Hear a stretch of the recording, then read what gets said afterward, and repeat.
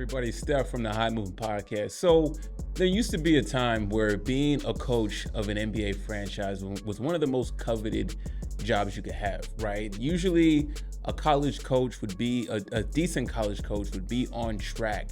If he has success in college, most likely they want to test their shot in the NBA, okay? And a lot of times these coaches don't just want any job. They want to go after some of the more pristine franchises, the Boston Celtics, the Los Angeles Lakers, the New York Knicks, Chicago Bulls, a team, or go to a team that has young talent that shows promising. But in this case, Dan Hurley, the most sought after coach after winning back-to-back national championships, decides to say no to a 6-year, $70 million deal to become the Los Angeles Lakers head coach. He was flirting around with it. It sounds enticing, right? I mean, to be the head coach of the LA Lakers, one of the most historic sports franchises in North America, why wouldn't you take this opportunity?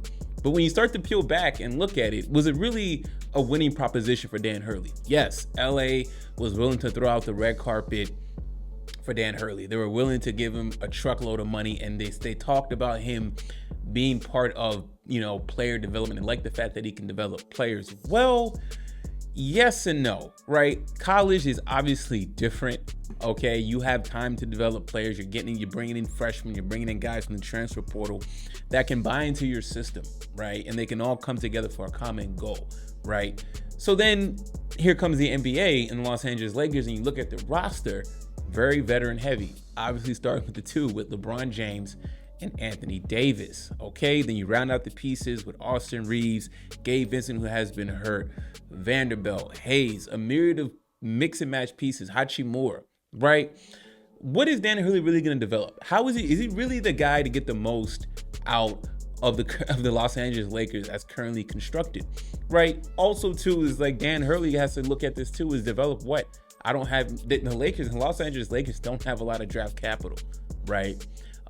So any top picks they have, they've traded some of their top picks to receive Anthony Davis and a lot of the trades and getting Russell Westbrook, right?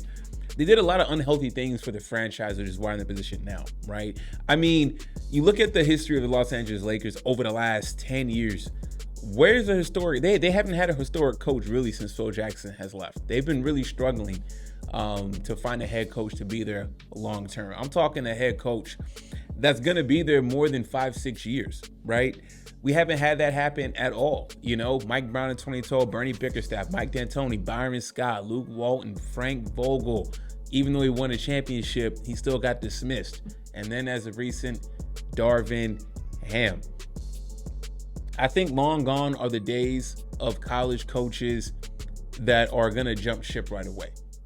It seemed like Dan Hurley has a good setup at Uconn. You are fresh off of back-to-back national championships. Honestly, he has a chance to chase Jim Calhoun, which is not a bad legacy to chase, right? He's validated himself as a head coach, doing it twice in this transfer portal era in college basketball. What is tantalizing to leave for the Los Angeles Lakers, right?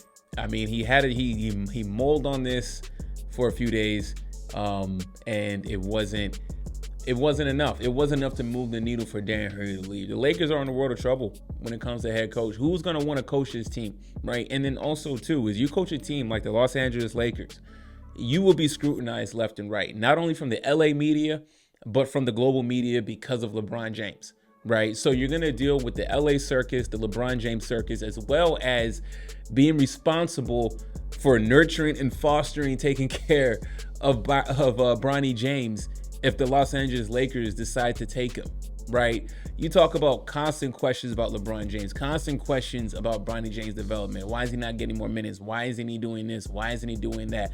LeBron James bombarded by Bronny James left and right. The Lakers team, the Lakers staff, everybody, right? Not the most healthiest environment for him to be a head coach. So I agree with Dan Hurley in this smart decision not to take the job. Of course, he still has his eyes probably set on the NBA, but under these particular circumstances, it would have been an absolute travesty for him, right?